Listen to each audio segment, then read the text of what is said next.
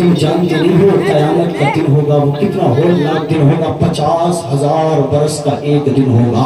اس کے بارے میں کبھی سوچ کر دیکھو، قیامت کے دن تم نے رب کے سامنے حساب تو دینا ہے، تم سے پوچھا جائے گا بتا تو نے زندگی کو کہاں گزارا، تم سے سوال کیا جائے گا کہ تم نے بتا اپنی زندگی کو کہاں گزارا۔ یہ نماز چھوڑ چھوڑ کر زندگی گزارنے والے، بلکہ قرآن کریم میں اللہ فرماتا ہے کہ جب جہنمی جہنم میں جائیں گے، جنتی جنت میں جائیں گے، تو جنتی جہنمیوں سے پوچھیں گے ما سلککم فی سقر، تم جہنم میں کیوں جا رہے ہو؟ تو وہ جہنمی کہیں گے قالوا لم نک من المصلین، ہم نماز نہیں پڑھتے تھے، ولم نک نطعم المسکین، اور غریب و یتیموں کو کھانا نہیں کھلاتے تھے، مسکینوں کو کھانا نہیں کھلاتے تھے۔ بلکہ حال تو یہ ہے مسلمان نے نمازیں تو مسلمان پڑھ ہی نہیں رہا، غریبوں کی مدد کرنے سے تو دور گیا۔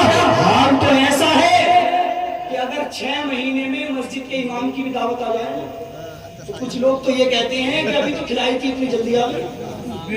بولو ایسا ہے کہ نہیں؟ ابھی تو کھلائی تھی اتنی جلدی آ گئی۔ ارے میرے بھائیوں یاد رکھو، اپنے اعمال کو سدھارو اور غریبوں کو کھانا کھلاؤ، غریبوں کی مدد کرو۔ اور آپ جانتے ہو ہمارے یہاں پر جب کسی کا انتقال ہو جاتا ہے تو لوگ کاندھا لگانے کے لیے بہت جلدی آگے بھاگتے ہیں۔ مرنے کے بعد میں کاندھا لگانے والوں میں پوچھتا ہوں زندہ جب وہ تھا اس کے پاس جا کر کے تم نے کتنا پوچھا ہے؟ مرنے کے بعد میں تو سب کاندھا لگاتے ہیں، زندوں کی آپ نے کبھی قدر کی ہے؟ زندوں کی آپ نے کبھی عزت کی ہے؟ زندوں کی آپ نے کبھی قدر کی ہے؟ تمہاری پڑوس میں اگر کوئی بھوکا ہے، تکبیر، نعرہ رسالت، نعرہ حیدری، مولانا فاروق صاحب کی بلا، نعرہ تکبیر، نعرہ رسالت۔ تمہاری پڑوس میں اگر کوئی بھوکا ہے تو اس کی مدد کرو، یہ اسلام ہے، یہ مصطفیٰ کا طریقہ ہے۔ بلکہ یاد رکھیں مصطفیٰ نے تو یہ پیغام دیا ہے کہ اگر تمہاری پڑوس میں کوئی پڑوسی بھوکا ہے تو اپنی سبزی کے اندر شوربہ زیادہ کر لیا کرو تاکہ تھوڑا سا غریب کے گھر بھی پہنچ جائے اور اس کا پیٹ بھر جائے۔ اگر غریب نے پیٹ بھر کر کھانا کھا لیا اور دل سے دعا دے دی نا تو اللہ تعالیٰ اس کی دعا کی برکت سے تیری ساری پریشانیوں کو دور فرما دے گا۔ اپنے آپ کو سدھارو تو صحیح۔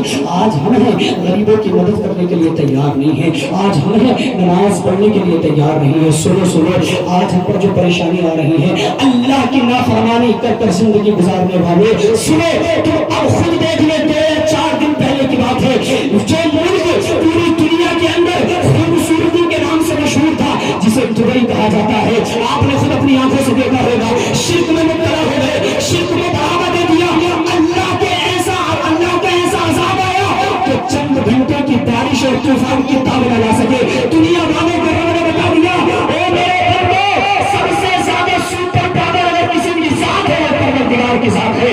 اللہ کی نام نافرمانی کر کر زندگی کو کبھی مت گزارنا، اللہ کی نام فرمانی کر کر اگر زندگی کو گزارے ہوئے تو قسم خدا کی دنیا بھی تباہ ہو جائے گی، آخرت بھی برباد ہو جائے گی۔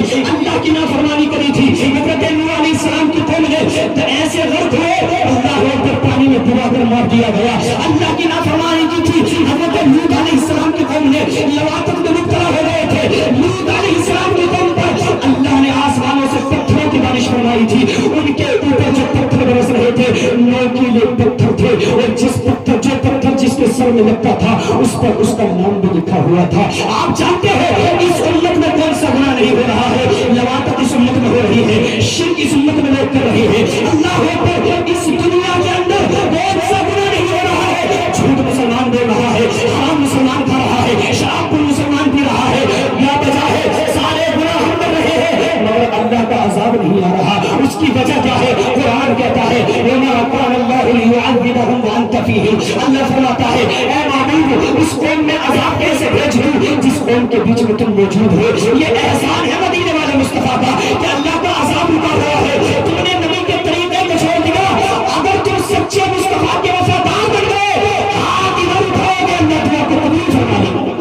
سبحان اللہ، سبحان اللہ، نعرہ تکبیر، نعرہ رسالت، نعرہ حیدری، نعرہ غوثیت، اویس برکاتی صاحب کی بلا، نعرہ تکبیر، نعرہ رسالت۔ بہت اچھا ہاتھ ادھر اٹھاؤ گے ادھر رب تمہاری دعا کو قبول فرما لے گا۔ مگر زبردست اچھی نیت نہیں ہے لوگوں کی، ایسے ایسے حالات ہے۔ اگر کسی کی دکان اچھی چل رہی ہے نا باتیں نہ کرا محبت سے سوال ہوئی، ایسے ایسے حالات ہے اگر کسی کی دکان اچھی چل رہی ہے نا تو پتا کیا کہتا ہے پڑوسی، میری چلے نہ چلے وہ الگ بات ہے، اس کی پٹ ہونی چاہیے۔ بولو ہے کہ نہیں؟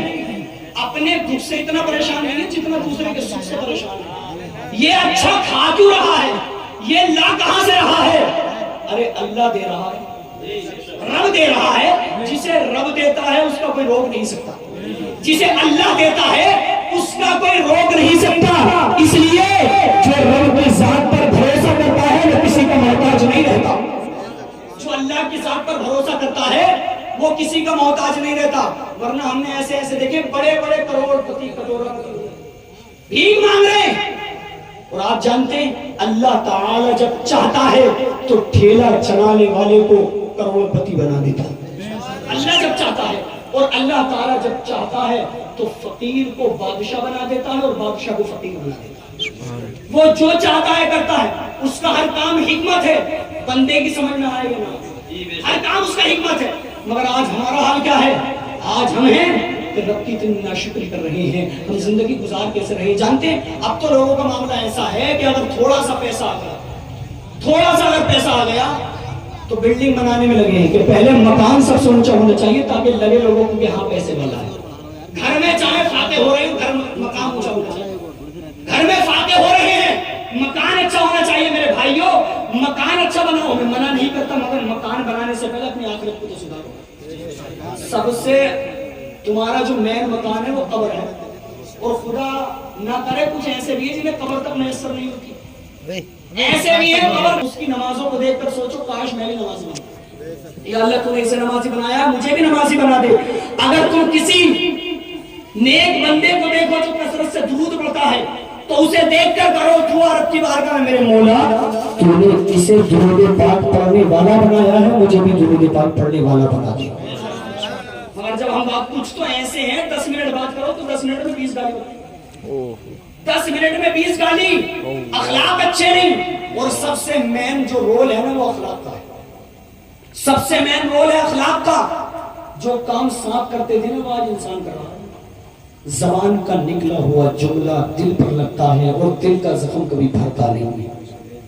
دل کا زخم کبھی بھرتا نہیں ہے. جب دل میں زخم ہو جاتا ہے تو دل کا زخم بھرتا نہیں ہے. اپنے اعمال کا محاسبہ کرو. اور ایک چیز ہمارے معاشرے میں بہت زیادہ چل رہی ہے، غیبت، چغلی.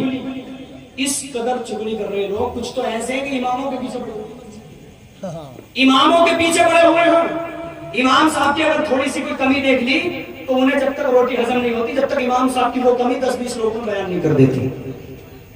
جتنی نظر تم امام پر رکھتے ہو اگر اپنی اولاد پر رکھو نا تو تمہاری اولاد سدھر جائے گی. تمہاری اولاد سدھر جائے گی. ذرا سدھرنے کی کوشش تو کرو. اپنے اعمال کا محاسبہ تو کرو. یاد رکھے اگر تم نے اپنے آپ کو دیکھنا شروع کر دیا، کسی کی طرف آپ ایک انگلی اٹھاتے ہو تو یہ 3 انگلی تمہیں بھی تو کہہ رہی ہے اپنے آپ کو تو دیکھ تو کیسا ہے. یہ تم سے بھی تو کہہ رہی ہے اپنے اخلاق کو بھی دیکھ، اپنے کردار کو بھی دیکھ، اپنی زندگی کو بھی دیکھ. مگر آج ہم ہیں کہ عمل کرنے کے لیے تیار نہیں ہے. یاد رکھو تم پر پیسہ آ گیا، تم پر دولت آ گئی تو تم کیا سمجھتے ہو کہ میں نماز پڑھنے نہیں جاتا، مجھے تو بغیر نماز پڑھے بہت مل رہا ہے. یہ مت سوچنا. یہ سوچو کہ اللہ مجھ سے ناراض ہے جو مجھے مسجد میں بلانا بھی پسند نہیں کرتا.